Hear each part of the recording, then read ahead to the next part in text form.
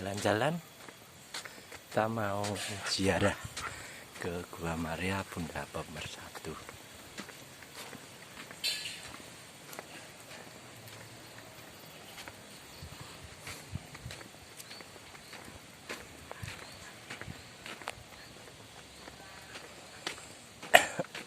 Sekarang ada gerbang, walaupun gerbang tutup,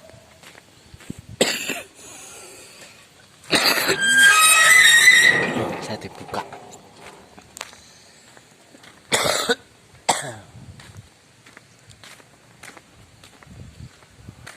Gereja Santa Teresia Tengklek.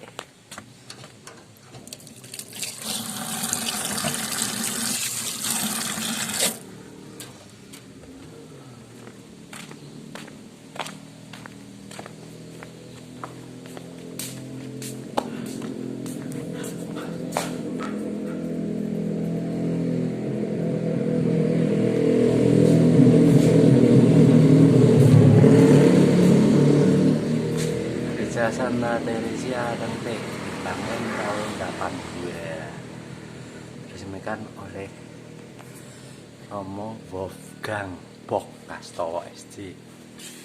Romo SJ berasal dari Belanda, yang dulu berkarya di sini.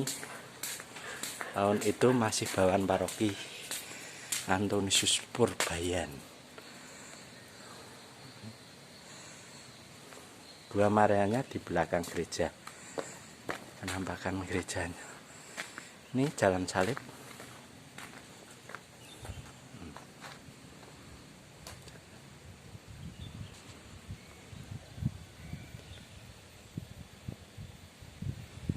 Ini bangunan baru. Mari kita menelusuri stasi-stasi pada jalan salib. Ini jalannya dibangun dengan keramik bekas, pecah-pecahan, sungguh teduh, nyaman untuk berdoa. Nanti silahkan, ini saya tidak berdoa tapi mendokumentasikan. Silahkan yang mau berziarah sini. Ya.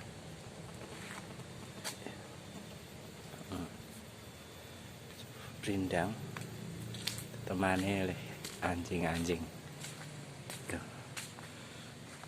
Ini rute jalan salib. Nah, hati-hati, ini agak licin, banyak lumutnya. Ini karena musim hujan.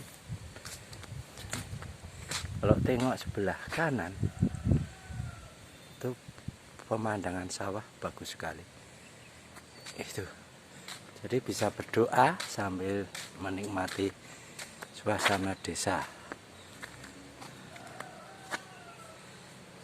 Ini lihatnya dari Batu Putih.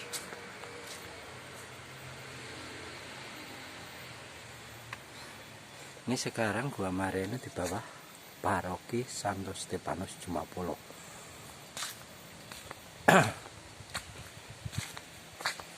Ini Gua Maria dibangun sekitar tahun 87. Waktu itu Romo Aloysius Harjosudarmo SJ yang berkarya dulu di Karanganyar, mengampu di paroki belum stasi Jumapolo di bawah Karanganyar. Ini kenapa dibangun ini secara semangat sejarah spiritualnya, karena bentuk rasa syukur atas iman. Di sini tahun 80 sampai 90 itu panggilan umat menjadi umat Kristiani atau umat Katolik begitu banyak. Jadi satu kelurahan di sini, kelurahan Kedaung, Kecamatan Jumapolo, itu hampir 80%, ya 75% itu dipanggil menjadi pengikut Kristus. Ini stasinya. Kalau kita nengok ke sebelah kanan, itu sebelah timur, itu sebenarnya ada view latar belakang gunung laut, tapi karena mendung itu tidak kelihatan. Itu kalau nanti Bapak Ibu atau saudara-saudara yang berkunjung ke Gua Maria, saat cuaca cerah bisa melihat. Kalau kita menengok ke samping sana itu ada pemandangan sawah yang indah. Di sini banyak pohon-pohon besar. Ini. Pohon besar adalah produsen oksigen yang utama di dunia. Makanya di desa karena populasi pohon itu lebih besar dari populasi penduduk atau populasi perumahan, maka udara itu segar. Ini ada sawah, sawahnya Mbah Ranto sana. Itu kalau nanti kapan-kapan kita menelusuri konten lain, menelusuri pematang sawah di sana ada dam, cek dam, namanya cek dam Wates. Itu dam kecil untuk membendung sungai untuk dialirkan menjadi aliran yang namanya kalen, yang kalennya itu menuju ke dusun Wates, makanya disebut cek dam Wates. Nanti kapan-kapan kita mendokumentasikan. Ini saat ini kita mau mengunjungi Bunda Maria. Ya, loh, ini ada kalen kecil, ini kalen Kelandan. Kalen Kelandan itu mengaliri sawah-sawahnya orang Kelandan atau Tengklek, dulu Tengklek Kelandan. Sekarang nama Kelandannya sudah nggak ada. Itu kita bisa berjalan yang Tanggulan dekat jalan itu, menelusuri ke sana. Seturun sana. Nah, sekarang kembali lagi. Ini ada tanaman rambat. Kalau di kota ini sudah diburu. Ini jenisnya apa? Monstera apa nggak tahu. Ini ada tanaman kropeng kayak kacang tanah. Ini namanya tanaman kropeng untuk menjaga kelembapan tanah. Kalau di perkebunan itu menjaga kelembapan tanah. Mari kita menelusuri jalan salib. Ini di belakang pas gereja wilayah Santa Teresia Tengklek. Sini. Kenapa saya tahu persis sejarahnya? Karena dulu saya menjadi sekretaris di gereja wilayah ini.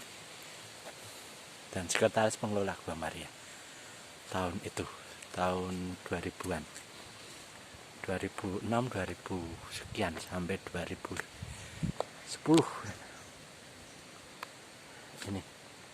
Ini relief, ini bantuan dari Romo Rafael Triwijayanto. Itu relief dari batu alam putih. Sebenarnya detailnya bagus, tapi karena kecil. Sebenarnya kalau dilihat dari jauh terus agak kecil, tapi kalau di dekatnya detailnya itu bagus pahatannya. Ini dari Magelang atau Mondilan katanya, Parajinnya. Sebenarnya ada jalan terabasan ke langsung ke Gua Maria, tapi kita menelusuri untuk jalan salibnya. Dari pemberhentian kelima, karena ini pengelolaannya itu sistemnya sekarang di bawah si liturgi paroki, jadi tidak ada tim pengelola sendiri. Jadi juga pengelolaan pemeliharaannya swadaya umat bergiliran. Itu partisipasi umat yang menentukan sekali perpeliharaannya tempat ini. Silahkan nanti kalau mau berziarah sini loh. Ini ada pohon mauni. Di sini masih menjaga keutuhan pohon-pohon besar. Ini pohon mauni. Ini yang paling tua di sana. Dulu banyak pohon sono keling di sini, tapi sono keling itu rawan mati karena adanya jamur. Ini yang tumbuhan baru, yang baru muda. Nah, dulu besar-besar tapi roboh.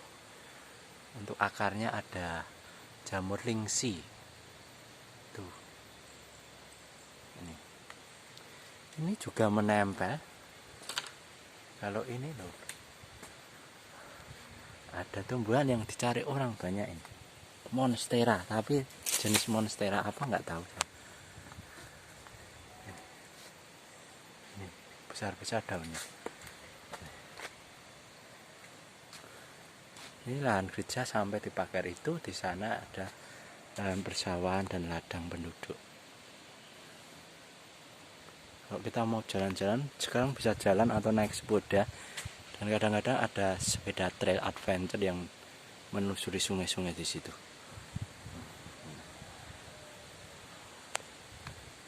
Ini monstera, jenis apa nggak tahu. Jadi bisa menikmati ini keindahan ciptaan Tuhan di sini juga. Ini dulu waktu pertama untuk air ini di sini bangun. Ini. Tapi sekarang ada di depan. Ini banyak pohonnya yang tumbuh di sekitar Gua Maria adalah pohon mahoni dan pohon sono keling. Sono keling itu ada mahoni yang paling tua dulu. Itu saya masih kecil aja sudah besar. Itu berarti 50 tahunan lebih umurnya. Ini pohon. Jadi kalau kita berdoa jalan salib di bawah pohon rindang ini sama sejuk siang hari. Kalau malam hari juga sudah ada lampunya, nggak apa-apa. Tetapi kalau berani sih, karena sepi di sini masih relatif sepi, ajak teman sini.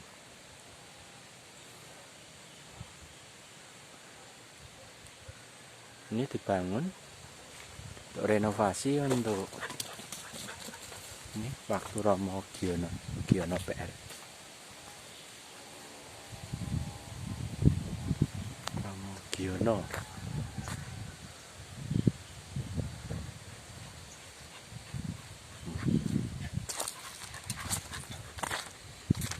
Ini tadinya kecil guanya, nanti guanya bentuk guanya kita lihat bersama.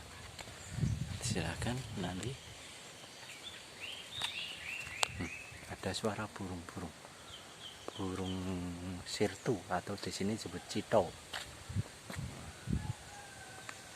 Melusuri jalan, tapi hati-hati banyak lumut yang tumbuh.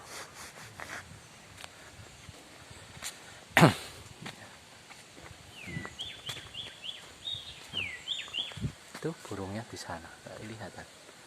Cito atau sirtu, cipok, pot.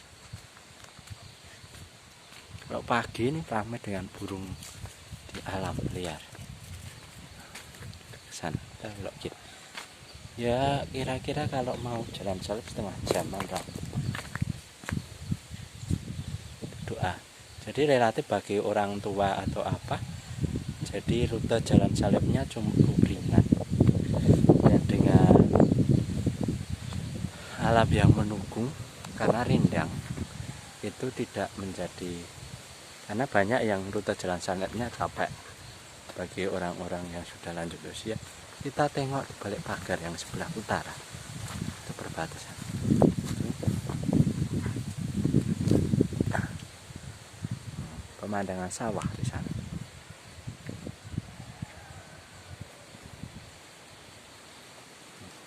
Gak mendung, situasinya mendung.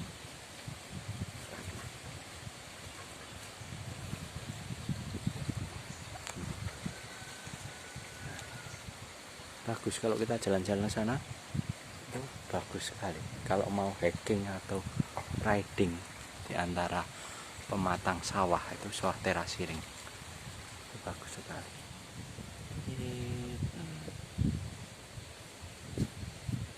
Kelihatannya ada orang ziarah. Sepeda motornya juga dimasukkan. Sebenarnya sepeda motornya langkah baiknya parkir depan beca, tapi nggak ada yang nunggu, khawatir. Kalau mobil bisa masuk. Silakan yang datang, walaupun pintu gerbang itu tertutup, itu tidak dikunci, bisa digeser atau dibuka. Tadi kelihatannya ada yang balik karena tertutup. Nggak tahu kalau itu senantiasa dibuka. Dulu coasternya saya suruh buka terus, tapi karena khawatir atau ada apa-apa jadi ditutup. Ini ada pendopo. Pendopo itu kalau misal untuk tempat pura atau gamelan. Ini banyak pohon yang baru menambah sekelilingnya. Ada pohon cempedak atau mangga ini. Nggak tahu. Jadi spot utama di tengah-tengah itu ada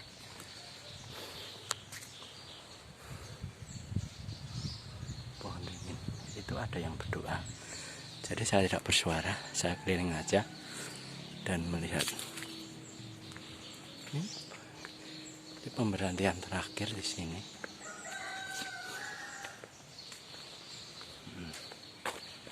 Itu langsung nanti menuju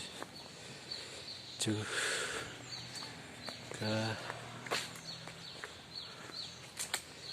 ini. Sebenarnya kan sepeda di depan, tapi ada yang khawatir karena keamanan dimasukkan ke sini. Nih.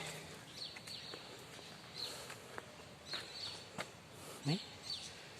Kita berdoa bisa sebelah kanan langsung Gua Maria. Di sana Gua Marianya.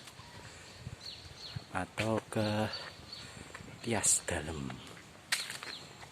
Nih, Tias Dalem. Kamar suci. Sini juga dinaungi pohon matua. Ini setiap saat berbuah.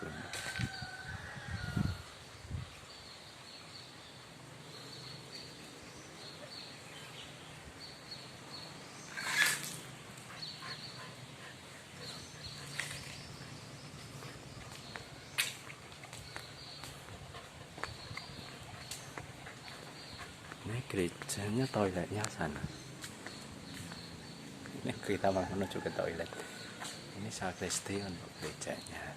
Gerejanya tutup. Dulu jalannya lewat sini, di antara bangunan aula sama gereja, tapi sekarang ditutup.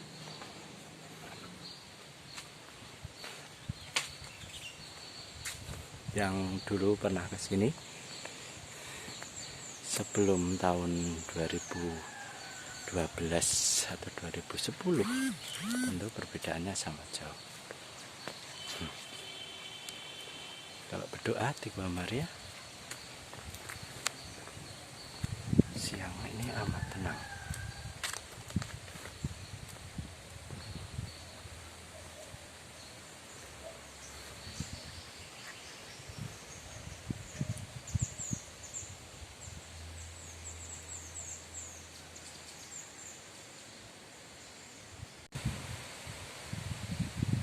Dingin udaranya di sini.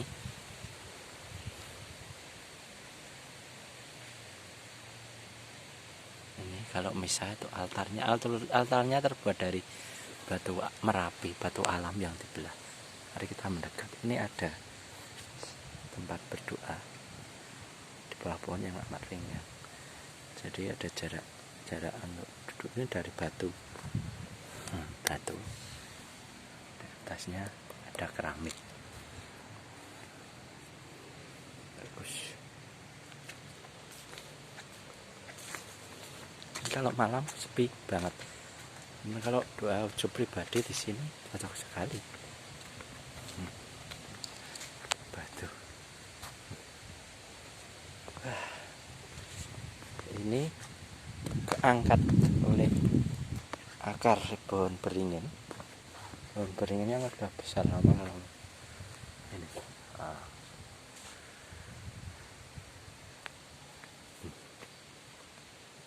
Silahkan berdoa di sini, monggo. Ditunggu kunjungannya dan siranya. Jangan khawatir, tidak tutup, walaupun gerbangnya tutup, buka saja.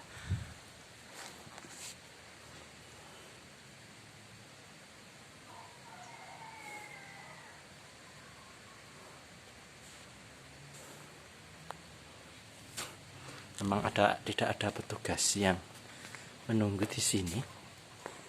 Ini altarnya dari batu Merapi, batu alam digosok. Ini panjangnya hampir 2 meter. Ini dulu menurunkan dari sana atas itu gotong royong, cuma ditarik Dari mobil bisa, tapi mobil nggak bisa turun ke sini. Itu sistemnya di glenderke pakai ada tumbuhan yang diberi sepet, bawahnya sini beri sepet sabut kelapa biar licin, terus didorong bersama-sama. Ini altarnya bagus.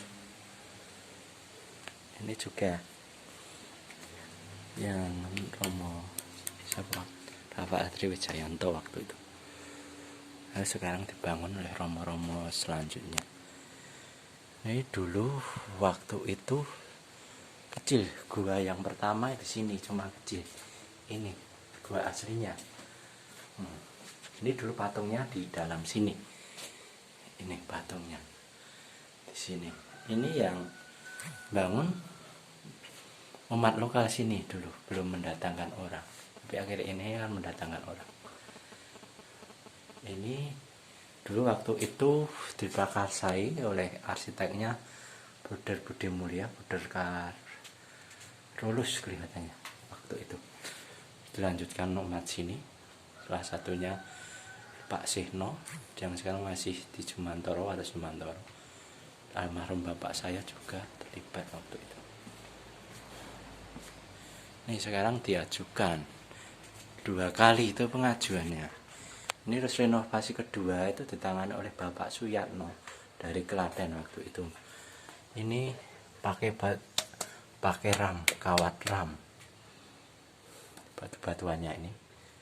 Ini renovasi yang kedua. Harus renovasi kedua sebenarnya membuat pelataran ini. Dan terima kasih Romo Petrus Agung Sri Widodo yang sebelum dikeramik. Itu belum dikeramik, dulu semen, cuma pelataran semen. Terus diajukan lagi, dulu cuma sebatas segini.